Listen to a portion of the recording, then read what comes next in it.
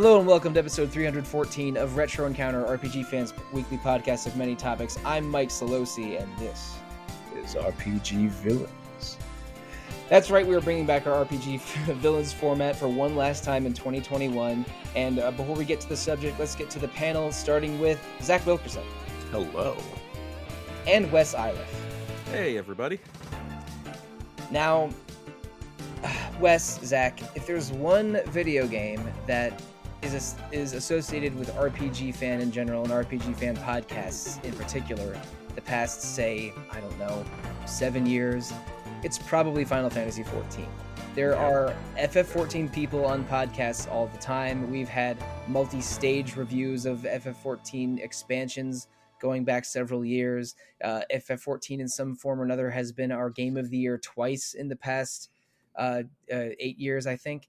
And so our RPG Fan and FF14 are somewhat intertwined. And on Retro Encounter this year, we've been falling victim to that stereotype with 4 episodes on Final Fantasy XIV spread throughout the winter and spring months. I think it was sort of February through May. We had 4 FF14 episodes, and Zach, you joined me for one of those. I did. I was on the Heavensward one. And Wes, you were not on one of those episodes with me, but you're making up for it today. Yeah, I needed to jump in at some point, right? Yeah, because there's a lot of FF14 players, both active and lapsed, in RPG Fan staff, and we're going to cap that FF14 year off a few weeks before Endwalker comes out with one last Retro Encounter episode on the topic, this time talking about Emet-Selch, who is essentially the villain of Shadowbringers, the third FF14 expansion, but his reach and influence goes back much further than that. We'll get into that in a minute. First of all, let's just talk about our personal backgrounds with FF14. Zach, what's your FF14 journey been like? So, I, as of maybe a little over 2 years ago, had never played 14, and I've played a lot of 14 since then. I am current. I've got like 3 different jobs, basically totally geared out with endgame gear now, which means that I play this game far too much. I'm on the precipice of mentor status now. I play this game too much. I am the only person on staff who has played any of Endwalker at this point as well, because I was at the preview event for Endwalker, and got to play around a little bit with those things. And so, yeah, I play 14 pretty much every day. And I love Final Fantasy XIV. So I play too much of it. It's a problem, but it does maybe make me qualified to talk a little bit about the game itself. Well, of course, enthusiasm is more important than knowledge when it comes to talking about games on a podcast, but it looks like that you definitely have both of those in spades for FF14. I would. Wes, what's your FF14 journey been like? And we didn't hear about this from you in a previous episode, unlike Zach and I. Well, I jumped in right with A Realm Reborn, right around launch of it. I'd avoided the initial launch after all the reviews came out, and after not being a huge fan of FF11.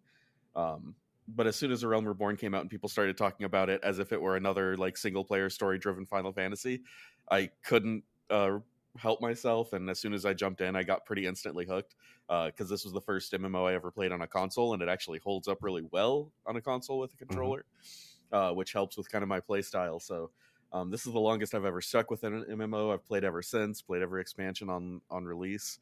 I'm one of those people who kind of lapses and comes back. As soon as I hit the end of content, I'll take a little bit of time off, go play something else before I let FF14 take over my life again. But I always know it will. It'll always come back around. Yeah, I'm in a similar boat to you, Wes. I started playing FF14 in 2016 when they were in the middle of a post-game content for Heavensward.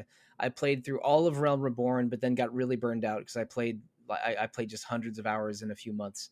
And then I took a break, and in the lead up to Shadowbringers, so middle of 2019, I played through all of Heavensward and Stormblood, and then the beginning of Shadowbringers. Took a shorter break, and then in 2020 during the pandemic, I got current up through the 5.2 patches, and then took another break, in which I'm still in right now. I adore FF14. Those 3 giant binges of it were extremely memorable for me, and I consider it one of the sort of signature video games of the 2010s at the very least. It's an incredible product and community and story that is well worth playing if you know you can invest the time, because in terms of gameplay and story, the quality is 100% there. And the only reason I haven't gotten back into it since is because I've just been busy with podcasts and other RPGs. I would be playing Endwalker in a few weeks if it wasn't for me being neck deep in Shin Megami Tensei 5 and Tales of Arise right now. But I know I will come back to FF14. It'll probably be a little bit after Endwalker is no longer young, but because that game is so good and I've had so many good times with it, I know I shall revisit it. But we're not here to talk about Endwalker, although I would not count out an Endwalker episode sometime in the next 18 months. But we're here to revisit Shadowbringers and talk about Emet-Selch. Now, please correct me if I miss any details, or elaborate if I go too light on details. But let's go into who Emet-Selch is, and which is going to be a lot of the larger story of FF14, Shadowbringers in particular. So this is your spoiler warning. If you don't want to, if you want to avoid spoilers on Final Fantasy XIV Shadowbringers and who the Ascians are and what they are, now is the time to stop listening and skip ahead, let's say 7 or 8 minutes. All right. The basics of the story of Shadowbringers is that the player character, the Warrior of Light, is transported to another world called the First, and your home world is referred to as the Source, because centuries and centuries, millennia ago, there was a single unifying world of FF14, but because of a giant cataclysm, yeah, the goddess Heidelin and the dark god Zodiark had a sort of cataclysm that fragmented the world into 14 pieces, the source, and then 13 parallel worlds called shards. And the worlds developed separately after this cataclysm. So the worlds aren't exact they used to be exact carbon copies of each other, but because they developed differently and different events happened in the different worlds, they sort of each became their own separate world. And there's a group of worshippers of Zodiark called Ascians who are trying to reunify the world back into the one true world where their civilization flourished. And in doing so, they're trying to create calamities, or basically world-spanning disasters, that on each shard that basically wipes out that entire dimension. And a few of the shards at the events of FF14 have already been wiped out, including the 13th shard. Mm-hmm. And you meet some survivors of the 13th shard in a few of the post-game events in Final Fantasy XIV, like the World of Darkness raids and the Warring Triad trials have characters from those from the 13th involved. But so the Ascians are trying to wipe out these worlds by orchestrating events called calamities, and the events of old Final Fantasy XIV with Bahamut, with the moon almost crashing into the planet and Bahamut attacking, was an attempt at a new calamity by the Ascians. Mm-hmm. And they're in the post game after Stormblood, you see the beginnings of a new calamity coming with a plague called Black Rose, which is a bioweapon that could threaten to wipe out all the life on the planet, which would be enough of a calamity to wipe out the source and have the Ascians one step closer to having all of the shards reunited again. But this is mostly thwarted through some time travel shenanigans that are part of the core of Shadowbringers. We don't need to get into all of that. But what is important is Emet-Selch is one of the Ascians who is sort of one of the main leaders and manipulators of these calamities. Decades before the start of the game, Emet-Selch was the emperor of the Garlean Empire. He was one of its co-founders, in fact. Mm-hmm. And he did this on the Source in hopes of using the might of a powerful military nation to eventually cause a calamity. And they first attempted that with the Garleans summoning Bahamut, and second attempted that with the Garleans creating the Black Rose plague. So this is an immortal, brilliant being who has been empire building for perhaps a century or a little less than a century in the lead up to Shadowbringers. But then the Warrior of Light and his friends they discover one of the other shard worlds is on the verge of collapse because of Ascian influence, because of the element of light being so far out of balance that a flood of light threatens to consume the entire world. This shard is called the First. So most of Shadowbringers takes place on the First, where the Warrior of Light and the few other Scions of the Seventh Dawn have been transported, and they're trying to curtail the flood of light, and in doing so, interact with Emet-Selch, who again is one of the orchestrators of all of these calamities. So that's not Emet-Selch's full story. We will get into that. But Zach and Wes, I want to hear what your impressions are of the Shadowbringers storyline and of Emet-Selch in particular. Starting with you, Wes, what are your thoughts on Emet-Selch?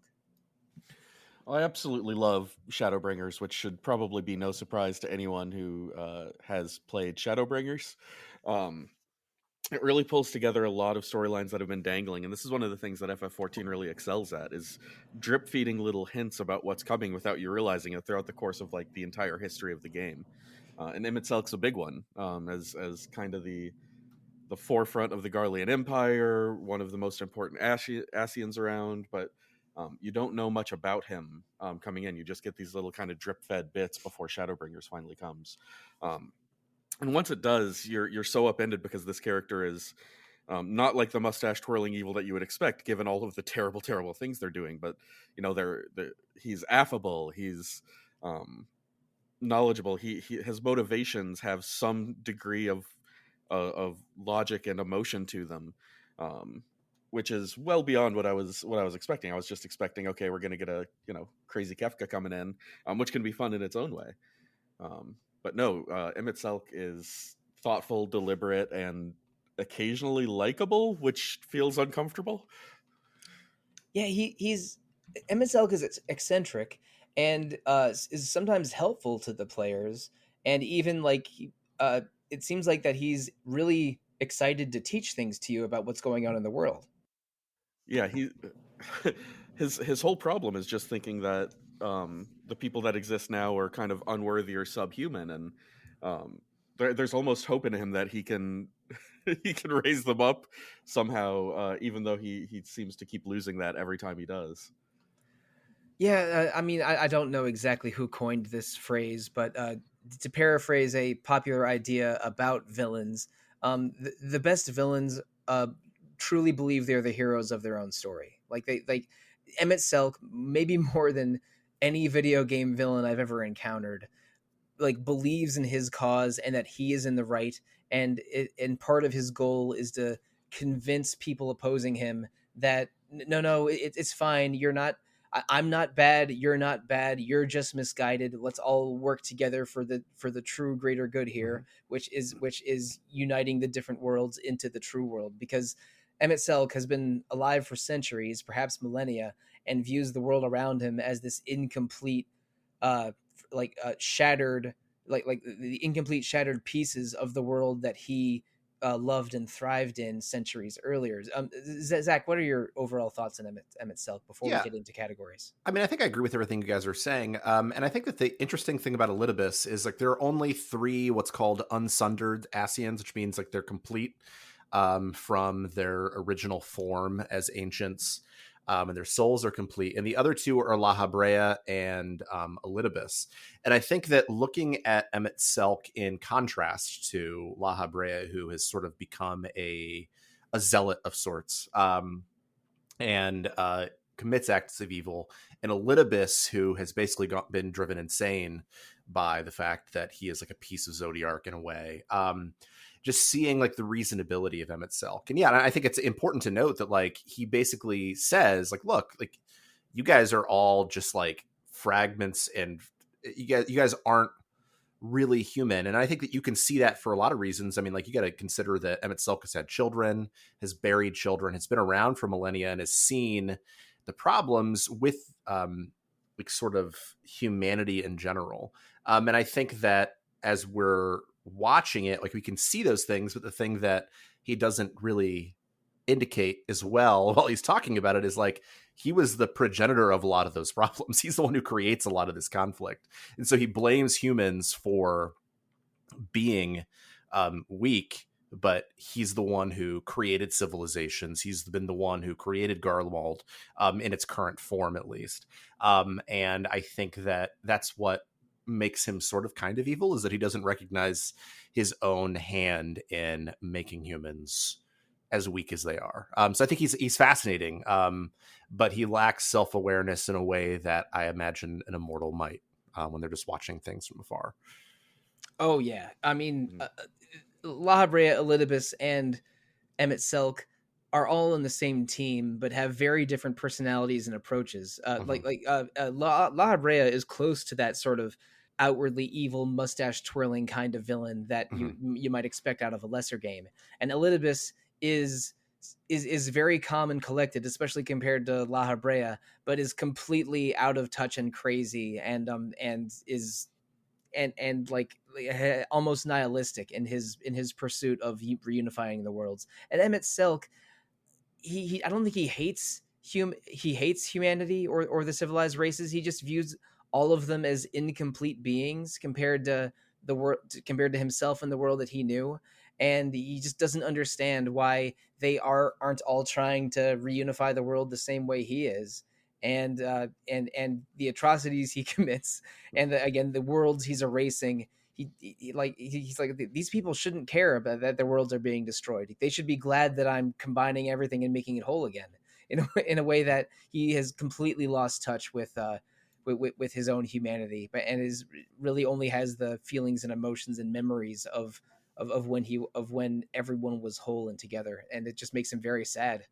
That's also, I think, what makes him relatable too. I mean, like he's so clearly driven by his grief, over what happened to his race, and his people. And I think that, like his relationship with the Warrior of Light becomes really fascinating because of that. Because in a lot of ways, you discover that the Warrior of Light is a piece and a part of a close friend of Emet-Selch, and Emet-Selch actually is responsible in a lot of ways for keeping that spirit of Azam alive in what becomes the Warrior of Light. And so I think that the way that Emet-Selch is driven by emotion, as opposed to necessarily like something that, like, he's not driven by principles so much as he's driven by people. And I think that is what makes him relatable and a compelling villain. If it wasn't clear to listeners that are maybe listening to this anyway without full knowledge of what's going on, Emet-Selch's best friend or maybe even romantic partner in the old unified world became fractured in the sundering of worlds, and their soul lives on through the Warrior of Light and the Warrior of Light's counterparts in the other worlds, including Ardbert on the first. So like when Ardbert's soul joins with the Warrior of Light's soul near the end of Shadowbringers, they become one step closer to being that complete being that Emet-Selch dearly misses, and that just makes Emet-Selch just sadder and more upset. It also brings up how this game, with Emet-Selch, does something fascinating that not many other games do. Something like, Lost Odyssey, the idea of this character being so old and having seen so much, that one, their grief is transformative, and two, that they can't see the world in the same way that a normal a mortal could. So all of these things, these cataclysmic events that Emet-Selch is kicking off, he can't even see them as villainous or evil anymore. Just through the sheer enormity of time, a single life doesn't mean much. But when he starts looking at Ascian lives, those feel so much more impactful to him. So yeah, that idea that he is emotionally driven, that he cares about people, just only the people that he considers truly people, really drives home that he's an agent of grief as much as anything else.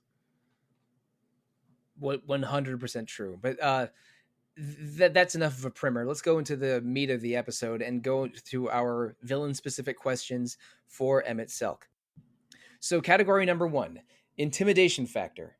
Is Emet-Selch scary or intimidating? Is he an effective villain? And I am going to say for this, yes and no. I don't think of Emet-Selch as scary because he's so deliberately sort of off and weird when he introduces himself to you that you're not even sure if he's all the way a villain, but he's definitely not all the way an ally. But like the Ascians as a group are definitely scary because of all of the heinous stuff they pull off throughout 3.5 expansions of Final Fantasy XIV. But Emet-Selch himself, he doesn't give a scary impression, but when you sort of get a better idea of who he is, I think he's definitely effective. But I don't think of him as a scary or intimidating villain in the way that I don't know that even Xenos is in Stormblood. Yeah, I would agree with that. I think that, there is one time where I think Emet-Selch is frightening, and it's when he becomes his true form, when he becomes Hades. And I think like that is such an intimidating and formidable creature. That is frightening. And I think that, sort of the way that he sits back and the way that he like knows things, and he's just kind of always there and popping up at different times.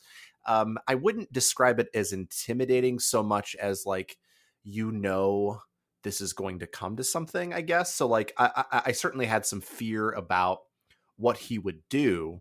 And I, knew enough about Shadowbringers before I started playing it that I knew ultimately that we would have to face off with him. But I wouldn't say that intimidation is the way that I would describe it so much. It's just like this overarching, like, I don't know, it's like a bomb under the table that you're waiting for it to go off, in like a Hitchcock movie or something. That's kind of the way that I felt about Emet-Selch throughout the course of Shadowbringers. Yeah, the old Hitchcock thing is there's nothing interesting about a bridge game, but if a bridge game where the viewers know there's a bomb under the table is suspense. Right, exactly. Yeah, that's kind of how I feel about Emet-Selch. Emet-Selch is my favorite kind of scary, which is not physically intimidating. You don't like recoil when you see him on screen, but you occasionally see these glimpses of exactly the lengths this person is willing to go through, and the whole time they still have a smile on their face. They're still amiable. It's that kind of terrifying where you know that they're going to do something terrible, and you're never going to know that they've done it because they're never going to show it, never going to bat an eyelash at the fact that they just consigned an entire world to die. That's the right kind of scary for me. But yeah, it's not like an active intimidation. It's not like Xenos, who this is a physical presence on the board anytime they show up. But I like the mental games. And Emet-Selch, his intimidation factor is definitely from manipulation and mind games, and not from being powerful or grotesque. That is definitely true. Even though I think, at least for part of the time you interact with him, he is an Ascian soul inhabiting the corpse of a deceased Garlean emperor. Yes. But those Garleans and souls inhabiting bodies that have gotten a little weird in recent years. But this is not a Xenos episode. This is a Emet-Selch episode. That's good. So let's move on. Let's move on. Right. I would have a lot less fun talking about that particular F-14 villain. But let's move on to the next category. Worst behavior. What is the most awful thing that Emet-Selch does in Final Fantasy XIV? And there are a lot of candidates for this. I'm going to go over a couple of them. And please add to this list, or come at me with some of your own ideas after I list a couple of these. First of all, I'm gonna say, in general, the Garlean Empire, because by directing civilization hundreds of years ago with the Garlean Empire, especially by granting them technology a few decades ahead of their time, he orchestrated a war taking over the entire world of the Source, including basically a nuclear attack in the form of Bahamut and biological warfare in the form of Black Rose. So all the Garlean Empire stuff. I'm also going to throw out there the Flood of Light in the first. Although he was not the only Ascian doing it, it was one of the culprits behind Light taking over all of the first, and the monsters of the Flood doing all kinds of vile acts over the course of it. Like the very first few moments of Shadowbringers, where you see the monsters of Light. Oh shoot, what are they called again? Light Wardens. Yeah. No, the Light Wardens are their leaders. I'm talking about like Void Sent, but for Light. Sin Eaters, that's it. Sin Eaters, there we go. Sorry, yeah. My bad. Like the very first few minutes of Shadowbringers, where you see Sin Eaters tear apart some innocent travelers, is really harrowing. Orchestrating the events of the first. I'm also going to throw out there orchestrating the events of the 13th by having that world completely swallow in darkness, created all these voids sent that you've been fighting over the course of FF14, and the creation of the cloud of darkness. That's not very cool. And lastly, the events that sundered the original world by summoning Zodiark and Hydaelyn, which are primals so powerful and they are basically opposing gods in their own right, completely annihilating this one true world into 14 pieces. I'm saying the events of the source, the events of the first, the events of the 13th, and the events of the old world are among Emet-Selch's worst acts, even though I think he did oppose in the Council of Ascians exactly everything that not all of the, or at least he opposed some of the things that happened between Hydaelyn and Zodiark, even though now I think he's essentially a thrall of Zodiark.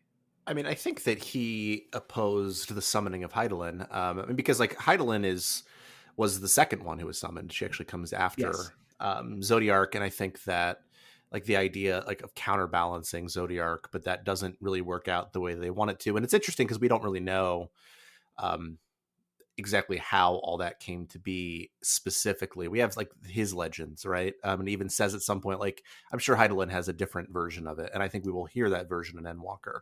Yeah, there was some kind of schism between the Ascians in the original world, and some of them summoned Zodiark. Then their opposition summoned Hydaelyn, and the battle between Zodiark and Hydaelyn resulted in Hydaelyn separating the worlds. But we don't know all the details of that story. It's a tough one. I mean, because like from like a destruction perspective, right? Like it seems like, oh, summoning Zodiark seems like the right answer. But I think that given what we know about what was happening in Amarat and, you know, sort of in general, like why they would have made those decisions, we understand those things. But it ultimately is what causes, you know, everything, right? But I think they saw that as the only option to save their people. So I'm not sure that they kill half of the ancients by summoning Zodiark, and that's certainly something significant. But man, I think that the way that we see the impact of what happens on the first, and I agree. I think that's a really effective moment. It feels almost like the beginning of a Realm Reborn, where you're meeting a character who looks exactly the same, except for the result is very different. Is really fascinating in the way that we see those who are, I'm not sure what the right term for it is, like those who are like in the thrall of the Sin Eaters. It's hard to say. Like the different thralls of the primals each have their own word for them. Like thralls of Ifrit are called tempered, and thralls of Leviathan are called drowned, I think. Right. But learning about this story and realizing that the Ascians are essentially thralls of Zodiark makes the player worry. Oh, am I really my own agent here, or is my echo? Does that mean I'm just a thrall of Hydaelyn? Right. And I think that's one of the interesting questions they ask. But I think that, I mean, like, because essentially it's not even really thrall, because like these are people who are on their way to becoming Sin Eaters, right? Like it's one of the fears of people on the first. And I think just the way, especially early on in that storyline with Alize, and I can't remember the character who becomes a Sin Eater, who becomes a boss in the first dungeon. But I think that part, the way they sell the pain that these people are experiencing, to me makes it, and just like how like shattered the world is, makes it, I think, the most impactful thing that Emet-Selch does, even if it's not necessarily the worst thing. I mean, obviously the Seventh Emerald Calamity is pretty bad too. I mean, like, there's all kinds of things, but we see that, and for me, that makes it more impactful. Yeah, I'm honestly, I'm right there with you. It's kind of the same answer, and it's like you said, it's not because it's, you know, the most evil thing, but it's because you see exactly how bad it is, and also it's kind of a perversion of what you've been taught this entire game. The idea of, you know, light being pure and good and perfect, which you're used to not just from this game but from every RPG ever made, and seeing what happens, you know, with that imbalance, seeing the pain of people, and like this world for a long time feels the most hopeless out of any world you've been in any of the expansions. Despite the fact that it is daytime, it is drowned in light, it is super saturated at all times. It feels like it should be the beautiful, bright, shining glow. All of the environments are beautiful, but there's still this edge of oppression that's just marring every bit of that. All of that beauty comes with this idea of like people are just being drowned by this, what should be natural and beautiful. That feels so much more corrupting and evil than a lot of other things. Just making the thing that's supposed to save you actively harm you. And I mean, maybe this is boring of me, but I totally agree with both of you. The most powerful act of Emet-Selch, or I should say of the Asians, that feels like their worst action is the events of the first, but that's mostly because of how incredibly presented the story of Shadowbringers is, and everything that Wes said. Basically, the FF14 team having the time of their lives, subverting the ideas of light and darkness, of not necessarily being the same as good and evil, and with all of these sort of the visual and design choices they make around that, and basically navigating a post-apocalypse or a country or a world on the brink of apocalypse, but done through light and not darkness, is such a cool, interesting choice that you really feel the suffering of the first in very powerfully throughout Shadowbringers in a way that maybe isn't quite as powerful, or is maybe more told and not quite as shown in the in the events of the source and the stories we hear about the original world and about the 13th, which became the world of darkness. Basically, most of what led to Shadowbringers, I think, is my choice for the most awful thing that Emet-Selch commits. But I think we're ready to move on to the next category if there's no objection. The next one we've already gone over a little bit is called Maybe They Had a Point. Is there any justification for Emet-Selch's actions and deeds in Final Fantasy XIV? We've already gone into this a lot. In Emet-Selch's mind, everything is 100% justified for the greater good of restoring the world. And the more you learn about him and the more you learn about that old world, I think the player understands Emet-Selch better and better, especially when you get into like the last, say, 2 dungeons and raid encounters of Final Fantasy XIV Shadowbringers. Yeah, I mean, I think that, and I don't think we're ever given a name for the people of that, unshattered world, but I think that the ancients, or the Asians, or whatever you want to call them, you see them as a people who are just significantly more advanced than humans are in the real world or in 14 or whatever. And how remarkable they are as individuals and as beings, like their ability to create things at will, the way that they handle conflict by, talking about it, as opposed to the way we see conflict working in the world at large, in 14 in general. And I think that his desire to restore that is totally reasonable, especially given that he's talking about people that he loves. It's not just about principle, it's about the people, right? But I also, and I think it goes back to the point I made earlier, like he's one of the people who has created this level of conflict. And so like what happens when that's gone is going to be interesting. And I also think like looking at Fandaniel, which I don't think you've met yet, Sollosi, but I'm guessing, Wes, you have, as an unsundered Asian who wants just pure destruction, and sort of looking at that in contrast as well, like it allows you to see again, like of all the Asians we know, Emet-Selch is the one who has the purest intentions, and also has the best intentions. And I think that certainly he has a point, but I think that one of the things the game will be resolving at Endwalker, I imagine, is, and unless they go in like a really different direction, is like, okay, maybe his point wasn't really right. And I think that they've struggled to do that, but I think that's what makes him so compelling. If not resolving, at least escalating and introducing new elements in, because I don't think Final Fantasy XIV is going to end with Endwalker. Yeah. But there are plenty of doors they could close and new ones they could open.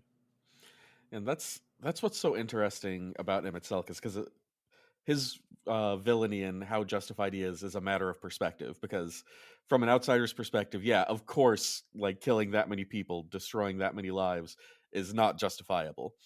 But from his, you see this life of eternity, where the only people that he considered true people, and through some amount of reason, rational thought, um, yeah, you can see his point, from his perspective, even if it's not really tenable out, if you take one step removed from it, which is a really fascinating path to take. I love games with villains where you completely see their point. You can't really talk them down from it. There's no reasonable argument that would make them unsee what they see, but you still have to fight them because what they are doing is completely opposed to your sense of worth, or your survival, or your sense of right and wrong. I love that idea of just sorry, these two ideas are opposed and they're going to have to come into conflict.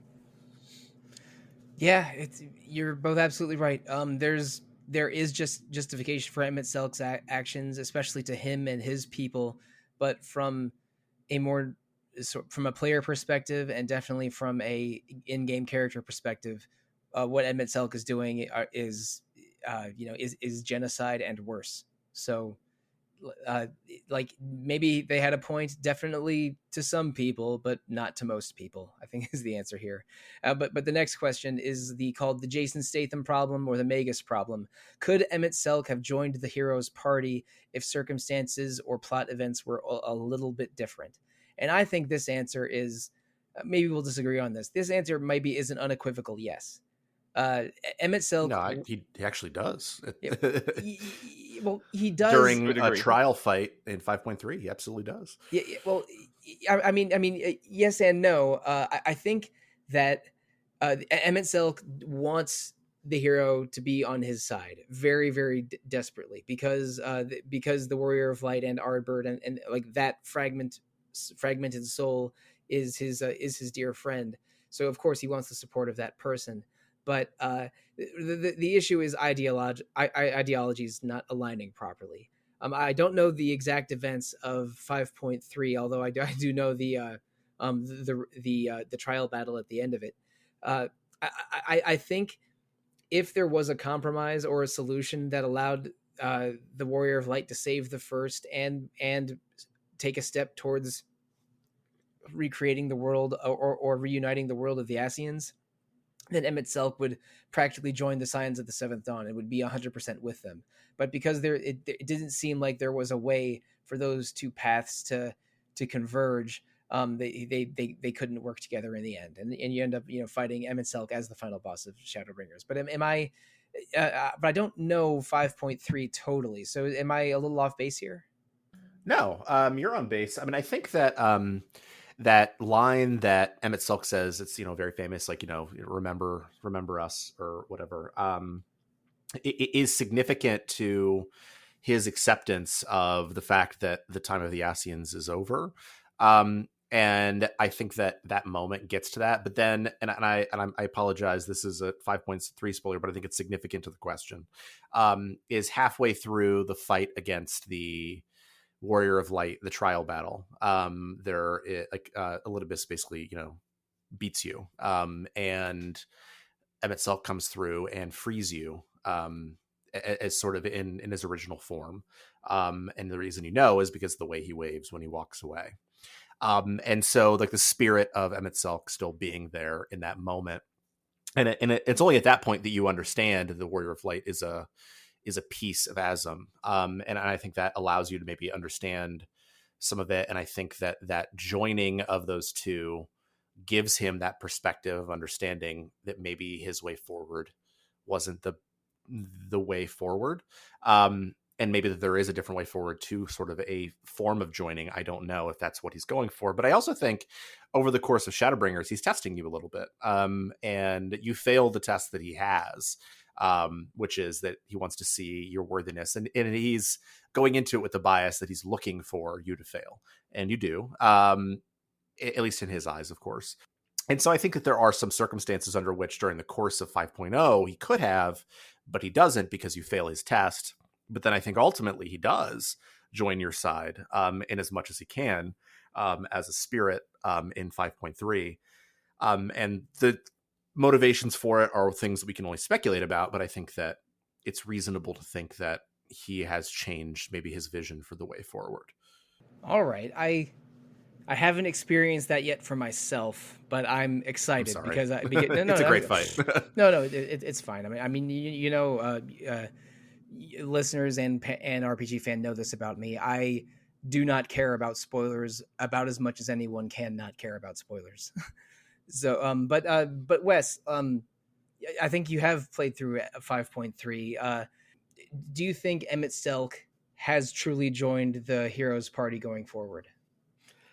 I think he's essentially exited stage left as much as he can at this point, but exited on relatively good terms. On this is my way forward didn't work. I don't really have much left. Might as well, try for what's left. Whatever options are available. It's an interesting emotional reaction from Emet-Selch, seeing the Warrior of Light become more and more like their friend or lover or whatever this is, because it's this combination of rage and hope, I think, for Emet-Selch, and I think that kind of informs the attitude going forward. I think that there is a world in which Emet-Selch is a friend, but I don't think the timing of events led to it kind of tragically being off the table, at least to some degree. It looks like that Emet-Selch, his story is probably over in Final Fantasy XIV, but he might have allied with the Warrior of Light more permanently if circumstances were a little different, and in the end, sort of is on your side at least a little bit. Again, I don't know everything that happens after 5.2, but I'm glad that Emet-Selch isn't totally gone after 5.0. That because again, I want as much Emet-Selch as they can give me. But the next category is called bonus footage. Like how a DVD or Blu-ray of a film might contain deleted scenes or extra scenes in a sort of director's cut.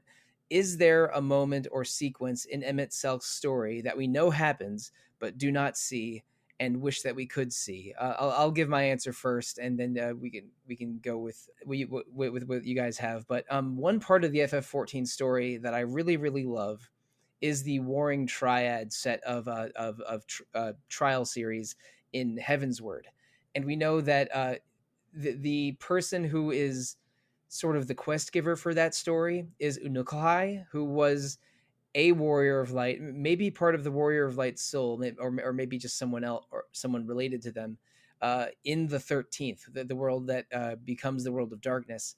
And an Ascian is manipulating Unukalhai to maybe start a new calamity, or maybe kill the Warrior of Light through these Warring Triad primals.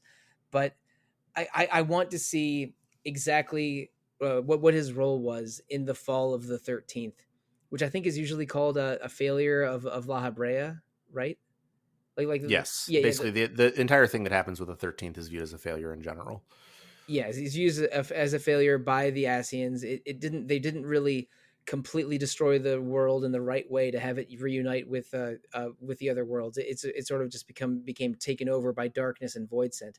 I want to see exactly how that went, what their plan was, how it went wrong, and Emet-Selch arguing with La Habrea and Elidibus about how it's going wrong, because that's the aftermath of the 13th, which is the cloud of darkness and the void scent and Unukalhai. I'm probably saying his name wrong. I apologize. It's one of the odder names in FF14's fantasy nomenclature. I would like to see more about that, especially Emet-Selch's role in it, especially since it was an Ascian plan that sort of went badly for everyone. I think it's a good one. I think that just like all the stuff that happens with the 13th, I think is really fascinating. And it gets back to that thing Wes was talking about earlier, the way that they like laid the seeds for that back in the Heavensward post game. And I can imagine, like, as a person who was playing it when it was current, that would be really cool, right? Like, it's 4 years, and then like you have all this time before you discover like the way that they're bringing it together. It's And not. I It's not think even the that Heavensward post game. It was the Realm Reborn post game. They because that's when the Cloud of Darkness and World of Darkness stuff is. But you don't learn about the Mhm, 13th and the shards and Unokalhai until the Heavensward right. post game. So it's the point is that we've all three of us have made this point. The level of foreshadowing and planning into the Final Fantasy XIV world is staggering. Yeah, I want to see their lore book and how thick it is. Like, I want to know what that looks I'm like. imagining hundreds of Google Docs in Japanese that Yeah. that go incredibly deep.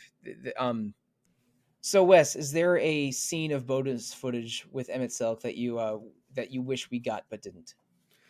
Well, I like first and foremost, I agree with you too. I'm a sucker for um, any kind of alternative worlds and fractured reality kind of stuff. So seeing more of what happened in the 13th, or really any of the other shards, would be absolutely exciting to me, and to see how he deals with this. But failing that, for the sake of interest, um, anything more essentially from the world before. Like, I want to see the normal life of Amarat and like that entire unified world, and how people like Emet-Selch fit into it back when, before he had lost everything, before he was, grief first and foremost. That would be what I'd be most interested in seeing, which might be kind of boring in some ways to just see the normal life, but I'm fascinated to see what he lost a little bit more. Mhm. Yeah, because the Amarat that we do see, the ruins at the bottom of the ocean, and then that one dungeon that's recreating the day of the cataclysm in Amarat. Yeah. Again, when Amarat was the Ascian big metropolis in the original world, was basically just a recreation made by Emet-Selch out of grief. So seeing the true Amarat would be something special. Absolutely. It's fascinating, the fact that everyone in there looks kind of the same, and you're getting impressions of how everything worked back then. It'd be really cool to see, see it fully realized. But also Emet-Selch is so powerful, and his recreation is so thorough that some of the shadowy Ascians even realize that they are shadows and that you are the true being, and start musing on exactly what happened and what that means. Mhm. Which is what makes that section so fascinating. Yeah, Yeah. you run into a particularly scholarly ghost of an Ascian that realizes that, which was a moment. I mean, like found out Shadowbringers is full of capital M moments, but that was a really Mhm. interesting small one. I agree with everything. I would love to see like moments of Emet-Selch with Zam, and just who Emet-Selch was. But one of the things I'm most fascinated about is, like, I don't know, Emet-Selch is a dad. Like, Yeah. what was he like as emperor, and as like father and grandfather to I mean, he's technically Xenos' grandfather, right? So I think, Either grandfather or great grandfather. Yes. yeah.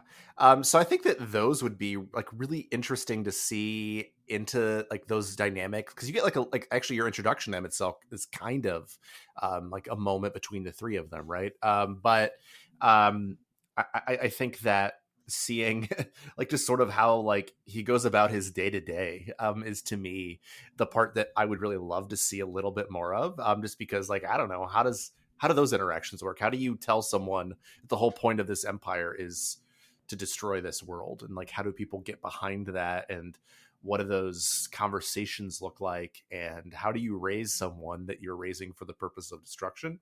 I don't know, that sounds interesting to me. Total agreement. There are so many different corners to Emet-Selch's schemes that we have seen and haven't seen, that more information on any of it would be just devoured completely by the FF14 fan base. And Wes was alluding to this. We know that there are 14 versions of the FF14 world that are in various stages of civilization, or thriving or collapse.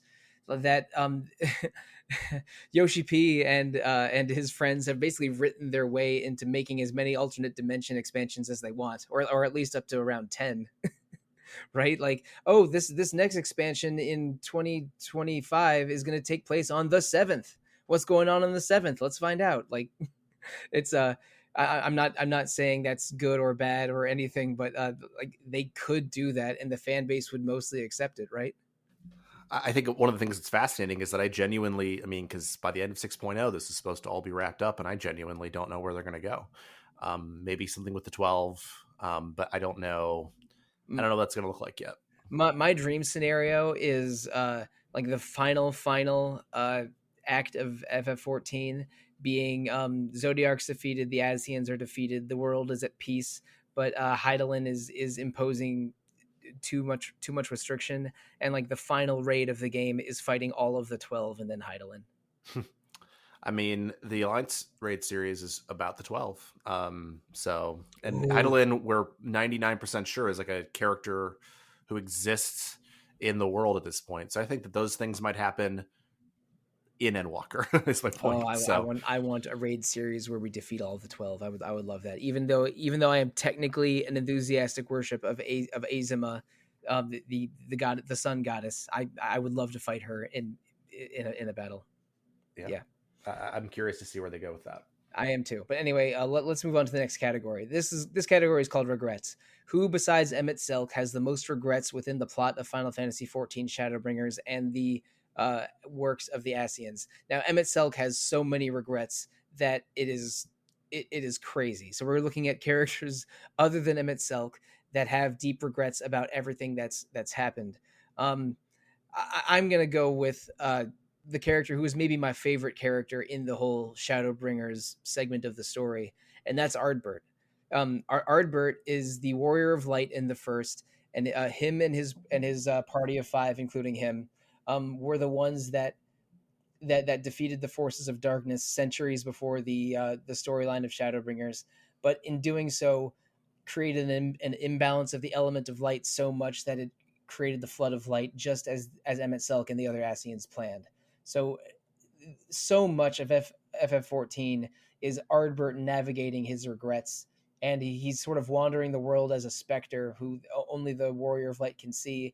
And you see the Warrior of Light defeat his former companions and meet his former steed Seto, who is one of the great tragic characters of FF14, and basically just like see Ardbert relive so many of his regrets before finally helping the Warrior of Light overcome the sort of light surging with the Light Warden surging within them, and unify his soul to that of the Warrior of Light. And just Ardbert is so full of regret, and I love him so much that I had to give him 45 seconds in this episode.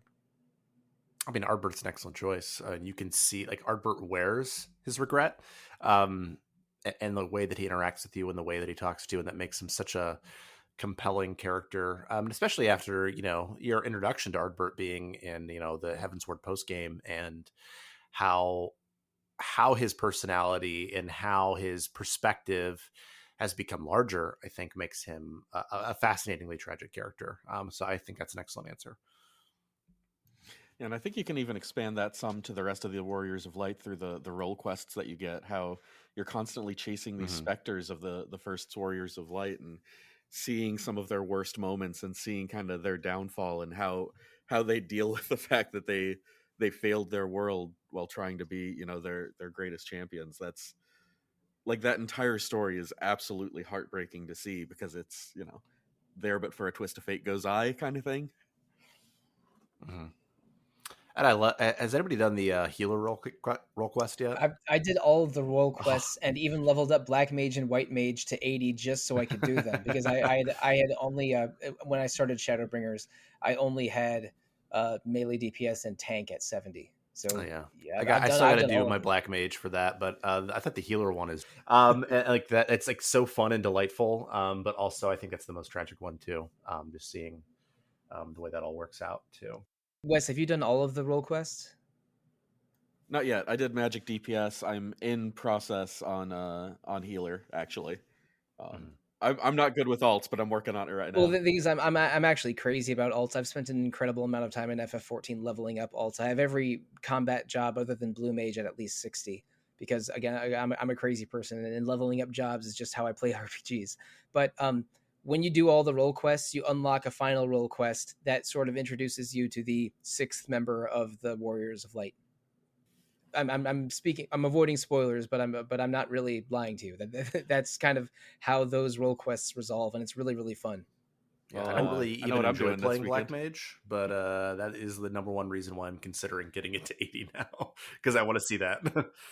I already had White Mage partially leveled up, so that was an easy choice for me. But I am not a Magic DPS guy, so it was a like me sweating profusely. It's like, oh damn it, do I level up Summoner, Black Mage, or Red Mage? Which one will be the least painful? And I ended up choosing Black Mage, and I like Black Mage well enough that I don't hate myself for having done so. But it's a cool resolution to Mhm. the Shadowbringers role quest doing that. It's not really related to Emet-Selch, but I wholeheartedly recommend it. But again, I'm also a crazy person who loves job grinding about as much as anyone possibly can. I mean, I'm one of RPG fans' resident Bravely fanboys, and that's not an accident.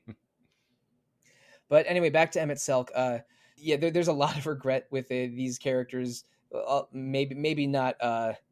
I don't know. Maybe not that Jabba the Hutt fellow that runs that runs one of. Vothri. Yeah, Vothri. I knew he isn't called Innocence, but for some reason only Innocence was popping in my brain trying to remember his name. Like maybe not Vothri, but there's a lot of people with regrets in the world of Shadowbringers, and which I think enhances the melodrama and tragedy or tragic parts of the Shadowbringers storyline, and only makes me like it more. Like, I mean, who isn't rooting for the cat couple in that city finally sort of realizing the error of their city's ways? In Yulmore, yeah. Yeah. Yeah, Yulmore. I couldn't remember that one either. I'm just terrible with names today. I I, I just played this game a lot recently. That's all. yeah, and That's I think the last time I played it was May or June of 2020. Which is a me problem and not a podcast problem. But yeah, there's a lot of regrets in Shadowbringers, and I mean, I love that there's now new game plus features, so I can cry all the time again. And I think that's one of the benefits of the format of being in an MMO is like normally in a story like this, you'd see those people have their regrets and like end of story, they're resolved, they have regrets, they will go fix it. But no, you actually get to see the process of dealing with those problems and dealing with coming to terms a lot longer over a lot longer period of time, which is really fun to watch. Fun might not be the right word, but you know. And Interesting. we're limiting ourselves to the events surrounding Shadowbringers and Emet-Selch. Like if we went into who has regrets over in Heaven's Word, then I mean, holy moly, that's another two podcasts. All right. But moving on from regrets, our last question in these category rounds is Emet-Selch the main villain of Shadowbringers, or is there another true villain at hand? And I think this is an unequivocal yes. Emet-Selch is not the person you are always fighting. Like he's not always the present villain that you're working against in the events of Shadowbringers, but Shadowbringers is essentially trying to save this world under huge threat that was caused by Emet-Selch and his allies, and you end up having to confront Emet-Selch over the entire motivations of the Asians. It all comes down to Emet-Selch at the end. So I don't think there is a great choice for who's the main villain of the game other than Emet-Selch. But I haven't played 5.3. So is that personification that you fight in 5.3 a better choice than Emet-Selch? I mean, the thing that I like about 5.3 is that it almost feels in some ways self-contained. Like you get to know Elidibus, who's like someone who's like sort of been around, but you get to know Elidibus very well during 5.3, and you learn a lot about their motivations or lack thereof in some ways. But no, I think in terms of Shadowbringers, you would have to say that it is Emet-Selch. I mean, by the time we get to 5.4 and 5.5, we're looking at like Xenos and Fandaniel. But really, I think that Emet-Selch is the first thing people talk about when they talk about Shadowbringers. Emet-Selch drives what happens in Shadowbringers. Emet-Selch drives you towards the answers. And sure, like Emet-Selch isn't a traditional villain in a lot of ways and does a particular kind of villain particularly well. But nonetheless, I think Emet-Selch is clearly the villain. Yeah, I agree. And it is wonderful. Again, I love the format of MMO stories can kind of stretch on a little bit longer, so you can weave in these characters that you've gotten to know as villains for a long time. But They also do a really good job of Shadowbringers feeling like a fully contained entry in the series. And as a result, yeah, it's definitely Emet-Selch pulling the strings throughout the whole thing. Even when you're not directly at odds with him, even when he's, traveling with you and being amicable and friendly, you know that this is where everything's heading. And sort of piggybacking on that, Final Fantasy XIV and its expansions and patch content are episodic in nature, but because the planning is so good, that they're able to foreshadow things way in advance and build upon ideas and stories in advance and after they seem to be resolved in ways that just sort of enhances every part of the story. So Shadowbringers is the Emet-Selch game. It's the Emet-Selch expansion. It does a pretty good job of expanding the world of Final Fantasy XIV while focusing on the life and times and motivations of this one very particular villain. In so much that I think he's really the only good answer to who's the main villain of Shadowbringers, or let's say the best answer. But because of the nature of MMO story structure and how FF14 works, like Emet-Selch is not completely over after the events of Shadowbringers, and like there will be more villains and more episodes, but like Emet-Selch's impact will still be felt for as long as FF14 goes. Which and we don't have a definitive date, do we, Zach? On what? On like when's the last FF14 expansion going to be? I think they said that they're still writing it. I mean, do you mean like in terms of like when they're going to be done with the game entirely? Yeah. Oh, I mean, I think that they said they have a plan for at least 10 more years at this point. Yeah, right. Okay, I thought it was something like that, but I'm not as up to date on FF14 as I should be probably. But Shadowbringers is the Emet-Selch game, and it's one of the best Final Fantasy games of all time. Full stop. Is my somewhat somewhat hyperbolic but genuine feeling on the matter. I think most people agree with you on that. I don't think that's a controversial opinion. And I mean, it is sort of standing on the shoulders of giants because you really can't play Shadowbringers without many hours of investment into previous FF14. I mean, level skip notwithstanding, but if you're invested in the FF14 journey, then Shadowbringers and Emet-Selch are one of the most amazing parts of that journey. I agree. 100%. So, all right, that's been our time with Emet-Selch and this episode of RPG Villains. I believe this is our 5th RPG Villains episode. We've done ones on Kefka from Final Fantasy VI, Luca Blight from Suikoden 2. We did Sorrow from Dragon Quest IV, but there's another one in the Porky? middle. Yeah, that's and it. Also the Persona 4 villain. That's right. The killer from Persona 4 and Porky Minch from Earthbound and Mother 3. So this is the 6th one that we've done. I again, integers, not my strongest part of algebra class. But if you have an idea for what our 7th RPG Villains episode should be, there's plenty of ways to reach out to us. The best way is to email retro@rpgfan.com. You can also visit RPG Fan's message boards, Facebook page, Instagram, Twitter, Discord, YouTube, Twitch, something streaming every day. Lots of ways to interact with RPG Fan and leave feedback. We love feedback. But before we go into the rest of housekeeping, I sort of skipped ahead a little bit. Thank you, Zach and Wes, for taking the time out of your day to talk about Emet-Selch and FF14 with me. This is great because I love talking about video games with both of you and the rest of our Retro Encounter regulars, but also terrible because this is nudging me ever closer to resubscribing to Final Fantasy XIV, which... Come join us. We've done our dark work. There are very good and very bad things to that nudging because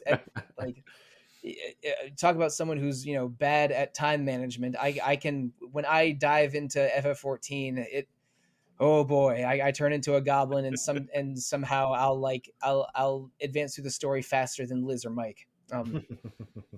But like FF14 is incredible, Shadowbringers is incredible, and Zach and Wes, you are both incredible for appearing on this podcast with me. But listeners, also thank you for joining us on this Final Fantasy XIV journey, the 5th episode focused on FF14 of Retro Encounter in 2021.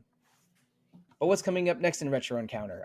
Next week we are doing an episode on Imposter Factory, the 4th game in the what would we call it? Like trilogy and a half game I mean, I think there's indication that it's going to go past a trilogy, so we'll see. Oh, all right, okay. Let's say the fourth game, made by indie RPG developer Kangao, following like that originated with To the Moon and is most recently not culminated but continued with Imposter Factory. Imposter Factory released in I think in September or October. September, I think, yeah. Yeah, so late September of this year. So it is in my library, ready to go. I am going to start playing that probably within an hour after we finish recording this podcast, and then and then Zach, you and I will have a probably very positively toned discussion on it next week. At least from my perspective.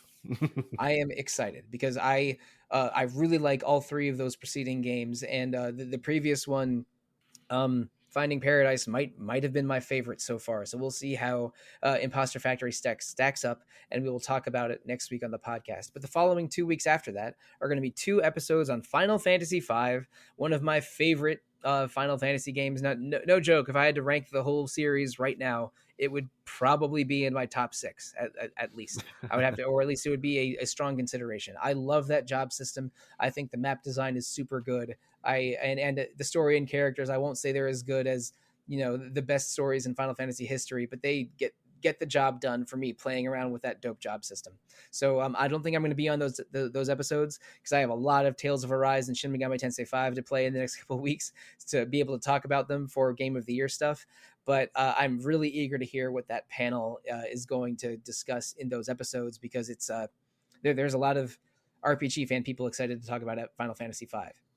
But speaking of end of the year, Game of the Year stuff, we are going to do a year-end episode like we do every year. It will be the last episode of 2021.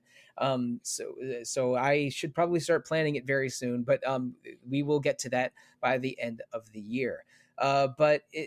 Let's see, end of the year is coming soon, so that means January 2022 is also coming soon. I don't know what every episode in January is going to be yet, but it is definitely going to have 2 episodes on Skies of Arcadia, that Dreamcast classic that was later ported to GameCube and is one of the best RPGs of that time and place. We have a Skies of Arcadia mega fan and RPG fan named Alana Higgs, who's going to be hosting those episodes, and I cannot wait to get into that discussion because Skies of Arcadia is awesome and Alana is the perfect person to lead that discussion. Wes and Zach, I think you signed up for those. Am I going to hear your thoughts on Skies of Arcadia in about a month or so? Oh, I'll be on it. I think Alana might have some words for me if I wasn't, so I'll be there. Wes, have you already played Skies of Arcadia, or is this going to be your first go at it?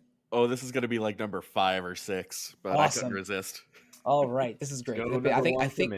I think the panel is going to be half veterans and half newcomers, which is basically my favorite balance you can possibly get. That is awesome. I'm so excited to hear some discussion on Final Fantasy V this month and Skies of Arcadia next month. I am genuinely excited as just a fan of listening to podcasts about video games. But if you're a fan, if you're a fan of podcasts about video games, I already told you how you can reach out to us at retro@rpgfan.com. But RPG Fan has 3 other fine podcasts that you can listen to and respond to, starting with Random Encounter, released every 2 weeks about randomness, Rhythm Encounter, also every 2 weeks about RPG music, and Phoenix Edge, which releases sporadically but is usually recorded live on YouTube and is about a variety of topics, mostly focused on current events. You can find all 3 of those podcasts and Retro Encounter on rpgfan.com's main website, or all of those other places you can find RPG Fan that I mentioned earlier. You can review all 4 RPG Fan podcasts on Apple Podcasts, Google Play, Spotify, or whatever your preferred listening venue is. I use a app called Podcruncher that I enjoy very much, that I think draws from the Apple Podcasts library. But there's a lot of ways to leave feedback. Please leave feedback. But if you want to leave feedback to us as individuals and not as a podcast, let's tell the listener how they can reach us, the panel, starting with you, Zach. You could reach me via email at zachw@rpgfan.com, or you can find me on Discord at zachw. Now, Wes. Your best bet is on Twitter at Wes Iliff. You can find everything from there. And for me, the best bets are Twitter and Discord. Let's start with Twitter. Most of the time, I am at The Real Monsoon. Other times, I am at Evoker for Dogs. And on RPG Fans Discord, I am Monsoon Mike. But, all right. We have our own villainous machinations to take care of in our daily lives, including writing a bunch of Game of the Year features throughout December, which can get pretty busy. Indeed. I have the skeleton of a top 9 or 10 that I definitely need to start writing on soon. I don't want to tease anything, but at least 3 games I've podcasted with you about, Zach, are going to be on that list. All right. Sounds good. But listeners, thank you. Good night and good luck.